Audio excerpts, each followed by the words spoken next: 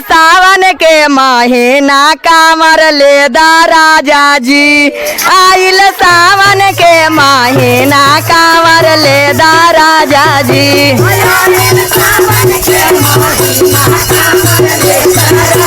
कामर लेदा राजा जी हो लेला राजा जी।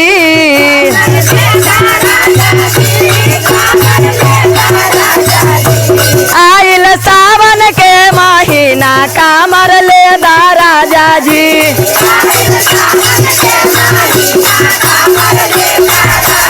आइल सावन के महीना कामर लेदा राजा जी।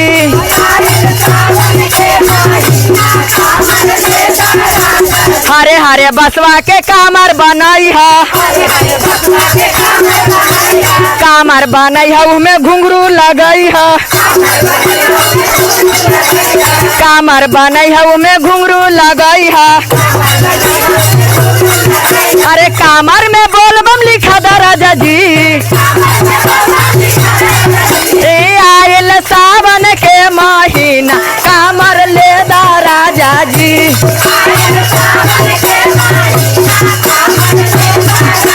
लेदा राजा जी हो लेदा राजा जी।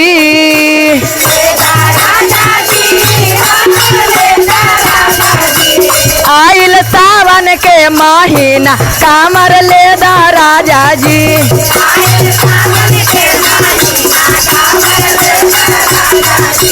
गेरुआ के सरिया किना के लिया है। गेरुआ के सरिया किन के लिया है।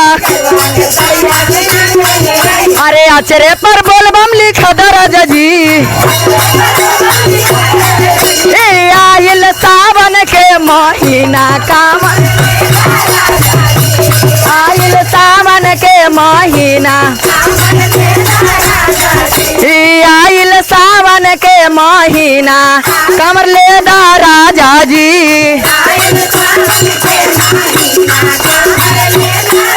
अरे बोलबम के नारा लगा दा राजा जी। बोलबम के नारा लगा दा राजा जी।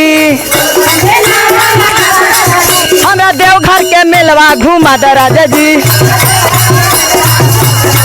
हमरा देवघर के मेलवा घुमा दा राजा जी। आइल सावन के महीना कामर लेदा राजा जी।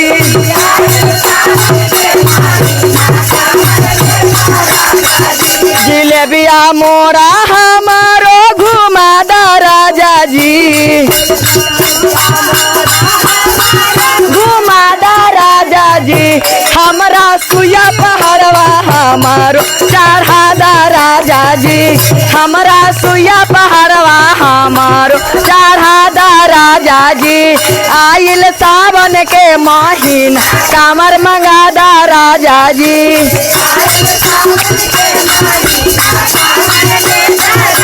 बोलबम बोलबम बोल बहिनिया बोल सहेलिया। बोलबम बोलबम बोलबम बोलबम बोलबम बोलबम। नाग वाले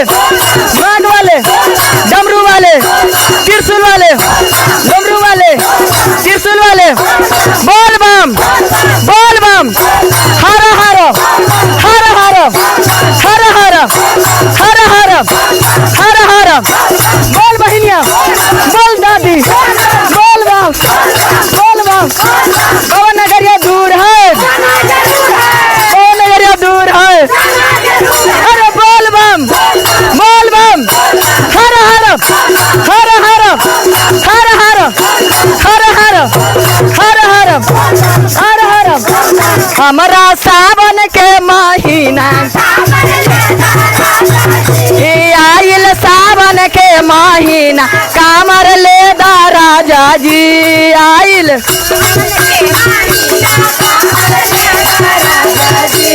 हमरा देवा घर मंदिरा जलवा धरा दा राजा जी।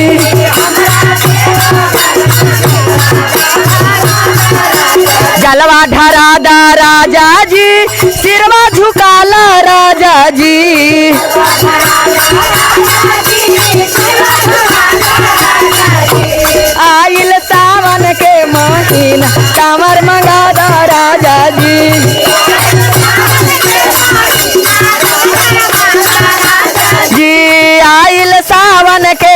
महीना कामर लेवा दा राजा जी। राजा जी हर हर महादेव की, अपने अपने गुरु महाराज की, माता पिता की।